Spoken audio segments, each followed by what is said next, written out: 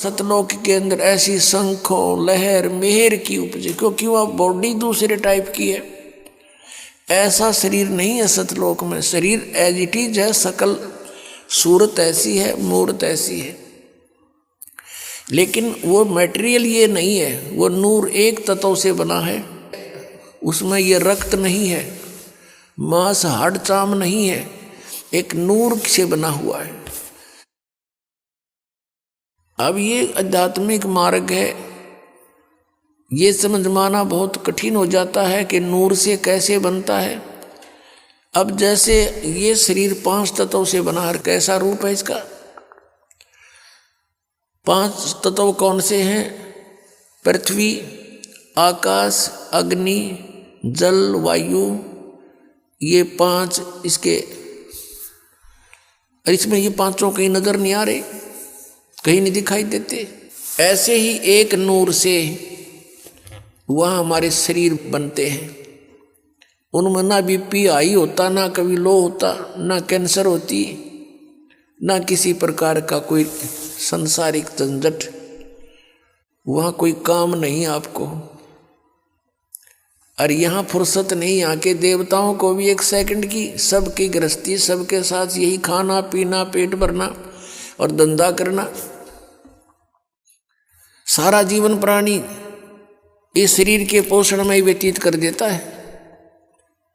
सुबह उठता है, उठते ही चाय पानी खाना बनाओ खाओ, फिर काम पर जाओ, दोपहर में फिर खाओ, फिर अपना काम करो, फिर शाम में खाओ, और फिर उठते फिर चलो, आजीवन तक यही करते करते इस शरीर से कार्य लेने के लिए इसमें पहले हमने आहार डालना पड़ता है, और इसी व्यवस्था में सारा जीवन व्यर्थ हो जाता है। और वहाँ सतलोक में जाकर के कोई काम नहीं, राग द्वेष नहीं, भाई बंटवारा नहीं, बिल्कुल सब सदाबहार वृक्ष हैं। ये राधा स्वामी, धन धन सतगुरु और ये जय गुरुदेव वाले पंथ के गुरुजन, इन्हें क्या कहेगा पता नहीं। और कहते हैं सतलोक में प्रकाश ही प्रकाश है, चेतन ही चेतन है, और परमात्मा निराकार है।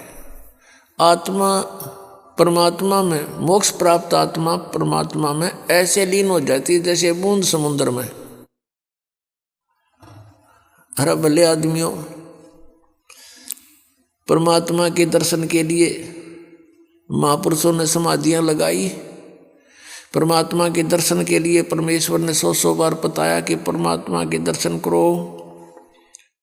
अरस कुर्स पर सवेत गुमट है, जहाँ सतगुरु का डेरा, सवेत मुकुट सिर छतर विराजै, और देखत ना उस चेहरे नु। यदि वहाँ परमात्मा है ही नहीं तो हम क्या करेंगे उड़े? वहाँ हमने क्या आवश्यकता जाने की? भगवान के लिए तरफ रहे हैं। अब कोई कहे कि उस आश्रम में चलो बरवाला में, और फिर कोई कहे गुरु जी तो है नहीं वहाँ पर, निराकार ही निराकार है, फिर टिंडे लेना होगा, यहाँ आदमी क्या करेगा? ऐसा मूर्ख बना रखे हमारे को। परमात्मा के लिए तरफ रहे हैं, उसके दर्शन करेंगे, अपना दुखड़ा रोवाएंगे, सीने से लगाएंगे, और लोग कहते वहाँ है ही नहीं। फिर रुचि भी बनी हुई है इनकी वहाँ जाने की, हद पाट जी कती है, कितने श्रद्धालु हैं। दरअसल बात यह है कि ना तो जाना किसी ने, क्योंकि साधना जान की नहीं। तो इस प्रकार ये अज्ञान है, और परमात्मा ने जो बताया वो वास्तविक ज्ञान, तत्व ज्ञान है कि वहाँ पर सदाबहार वृक्ष हैं, बहुत सुंदर दूधों के सरोवर भरे हैं। ये जो यहाँ गंगा जल है, आपने देखा होगा गंगा नदी का जल, ये सतलोक से आया हुआ है। अब जैसे यहाँ आकर गिरता है, किसी ने दिखता नहीं, ये कहाँ से आ रहा है? इस पहाड़ से नहीं है, ये ऊपर से परमात्मा की व्यवस्था गुप्त रूप से आके यहाँ प्रकट कर दी जाती है। आजकल तो अंडरस्टूड है, विज्ञान ने बहुत कुछ करके दिखा दिया। आजकल यहाँ से फैक्स कर देते हैं, बीच में कुछ भी नहीं है, और आगे जाके पूरा मैटर सामने होता है, फिल्म भी सामने होती है, आ जाती है। ऐसे ये सतलोक से आई थी, सबसे पहले ये ब्रह्मलोक में गिरी, काल के लोक में, सब जगह इनके एक जटा कुंडली डैम बने हुए हैं, वहाँ से ओवरफ्लो होकर फिर वहाँ से चल पड़ती है, उर्वास रूप बन करके फिर दूसरी जगह के बर्फ रूप धारण करती है, वहाँ से फिर ये मेल्ट होकर के जल बन जाती है, फिर आगे चलती, ऐसे ही यहाँ आकर के गिरी हुई है। तो ये एक रिहर्सल है कि वहाँ का मटेरियल खराब नहीं होता, पदार्थ कभी भी खराब नहीं होता। गंगा जल को आप कितने ही दिन तक रखो वो खराब नहीं होगा, उसमें गंदा नहीं होगा। और दूसरा आपको प्रमाण दिखाते हैं कि हम इस परमेश्वर की अमर वाणी का पाठ करते हैं, जो यहाँ यज्ञ होता है, और यहाँ पर ये जल रखते हैं, एक सिंपल जल होता है यहाँ आम टूटियों का भरा हुआ, और इसको फिर परमात्मा की वाणी इसके ऊपर चलती है, मंत्र करते हैं, ये वाणी चलती है, मंत्र हैं भगवान के, ये सत्संग होता है, ये सब उसके ऊपर उस जल को अमृत बना देते हैं, गंगा से भी उत्तम बन जाता है वो। गंगा तो एक जल का काम करता है और वो एक बहुत प्रबल अमृत बन जाता है, और उसको कितने दिन तक रखिए आप, कभी खराब नहीं होता। हमारे पास रखा है सन 1996 का, 1996 का ये अमृत रखा हुआ आज तक एक बोतल में, और एज इट इज है। तो जिस परमात्मा की चर्चा करने मात्र से जल भी अमृत बन जाता है, तो पुण्यात्माओं जो सत्संग हम करते हैं, परमात्मा की महिमा सुनाते हैं, अमृतवाणी बोलकर सुनाते हैं, इससे पशु पक्षियों पर भी प्रभाव पड़ता है, चींटियों पर भी प्रभाव पड़ता है, पौधों पर वृक्षों पर भी प्रभाव पड़ता है, और इनको भी बहुत कुछ शक्ति प्राप्त होती है, और समय आने पर इनको ये काम देगी, इनको लाभ देगी। तो उस सतलोक के अंदर कोई पदार्थ खराब नहीं होता, सड़ता नहीं, गलता नहीं, और सदाबहार वृक्ष हैं, सूखते नहीं, और वहाँ कोई काम नहीं।